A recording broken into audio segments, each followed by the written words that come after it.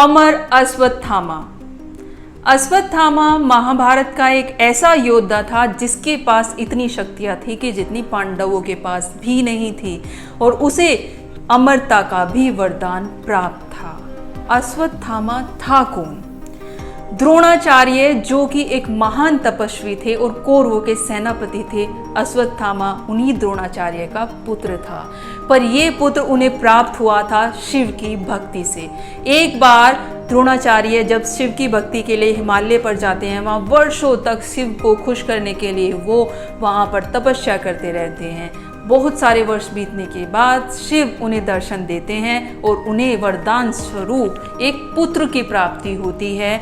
जब वो वरदान में उस पुत्र को देते हैं तो वो पुत्र जब जन्म लेता है तो ना तो वो रोता है, ना ही वो आम बच्चों के जैसा था।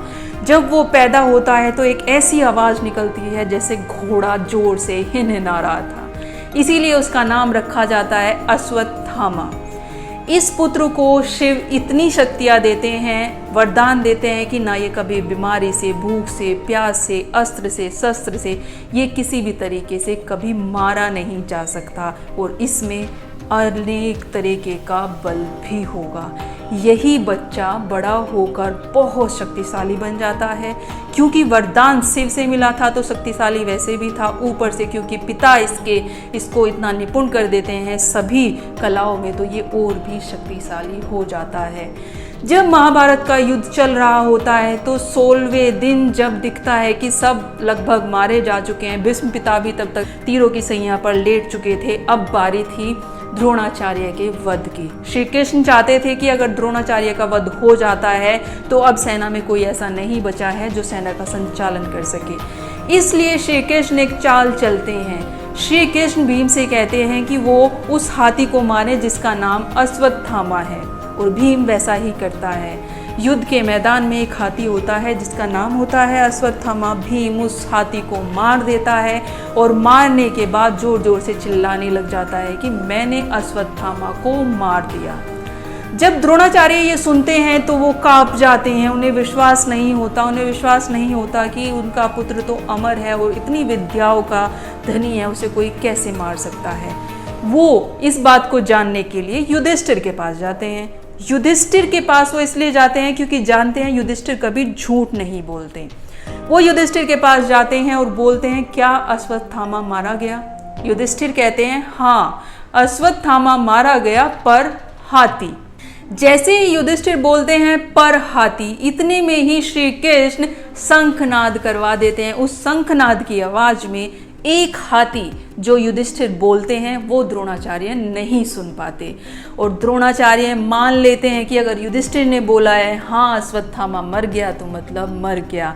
उनके हाथ से धनुष बाण छूट जाते हैं और वो अपना सर लटकाकर जमीन पर बैठ जाते हैं। इतने में ही वहाँ द्रौपदी का भाई धृष्टद्युम्न आता है, उनका सर काट देता है, और वहाँ पर द्रोणाचार्य की मृत्यु हो जाती है। युद्ध वैसे ही खत्म हो चुका था क्योंकि लगभग अब सभी लोग मर चुके थे। जब अश्वत्थामा को पता चलता है कि उनके पिता को ऐसे धोखे से मारा गया है तो वो तिलमिला जाता है। वो जब तिलमिला जाता है तो वो जाता है पांडवों के शिविर में, जहाँ पर कि पांडवों के बच्चे सो रहे होते हैं। वो जाता है, उन सभी पुत्रों का सर काट देता है। अगली सुबह जब पांडवों को पता चलता है कि अश्वत्थामा ने उनके पुत्रों के सर काट दिए हैं, सबके सबको मार डाला है, तो वो तिलमिला जाते हैं। न सिर्फ वो तिलमिला जाते हैं, श्री कृष्ण को बहुत गुस्सा आता है। जब पांडव अश्वत्थामा को मारने के लिए जाते हैं, उसके साथ युद्ध करते हैं, तो आखिर में श्री कृष्ण सामने आते हैं। आकर अश्वत्थामा के माथे से वो मणि निकाल लेते हैं और अश्वत्थामा को श्राप देते हैं कि तुमने जो ये पाप किया है, जो इन बच्चों को मारने का तुमने पाप किया है, मैं तुम्हें श्राप देता हूँ कि तुम आजीवन इस अमरता के वरदान के साथ इसी धरती पर भटकते रहोगे।